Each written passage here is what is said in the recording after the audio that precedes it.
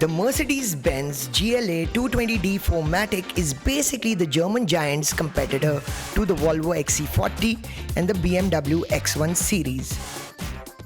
In other words, entry-level and compact SUV-like vehicles which are gateways to the premium luxury bandwagon. As is the case with most of these vehicles, they come loaded with tech more so than your usual assortment of Japanese, South Korean, European and American vehicles. The expectations are quite high for the GLA in the tech department, but as this review unravels, you'll realize all is not well. The new GLA, being part of the A-Class series, gets you this new space-age interior which combines elements of a total digital ecosystem and also pseudo-analog elements, which makes things really interesting and sci-fi. But the star of the show are these two screens, 10.25 inches in size. Both of them are lined up horizontally, starting from the steering column going all the way up to the central console. And the experience is absolutely fantastic. The touch response is almost like an iPad. The resolution is pin sharp. It's great. On top of it, you even get the new Mercedes MBUX UI, which makes things really interesting.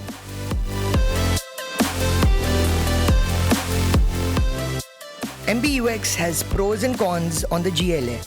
Its skeuomorphic design language seems a tad dated from a visual perspective as the world is moving towards minimalism. Elements look like they have been shafted from the Windows Media Player. However, there are advantages. It is very easy to understand and can be figured out in a jiffy. Graphical elements make it very easy to use, and it also helps that Mercedes has provided the trackpad with haptic feedback in the middle, so you don't need to extend your arms to the screen while driving. You also get a litany of controls on the steering wheel itself, and they are fully analog in nature, so you get good feel while making changes.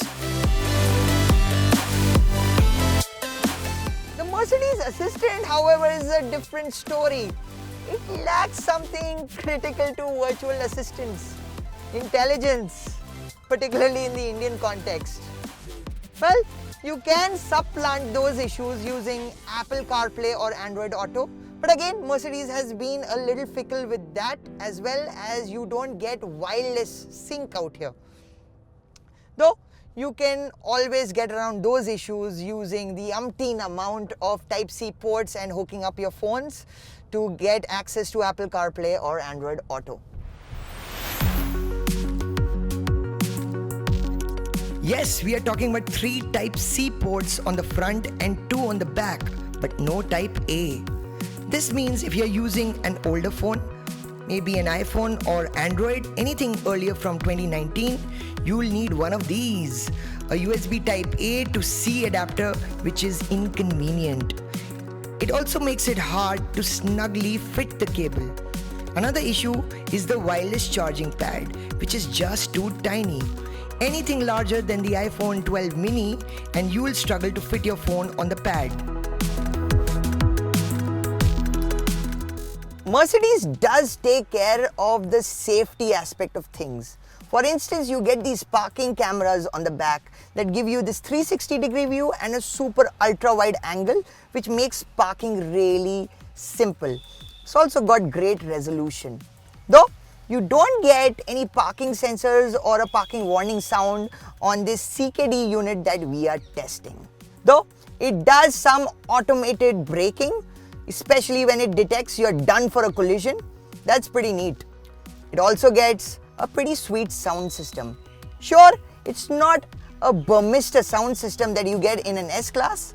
Still, you are getting 6 speakers that output 100 watts. Now that's big sound and it sounds excellent. In fact, you can EQ it to your heart's content so that you can tailor it to your own aural tastes.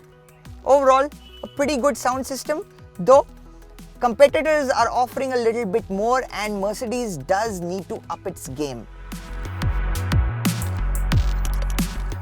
At the end of the day, we are talking about an entry-level Merc.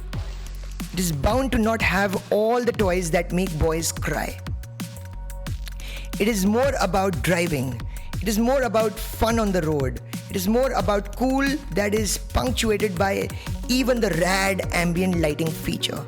It is a car that you buy for the driving experience, but it will not leave you wanting massively, even in the tech department, even if there are the likes of MG and Hyundai upping their game at lower price segments with more comprehensive and India-specific features.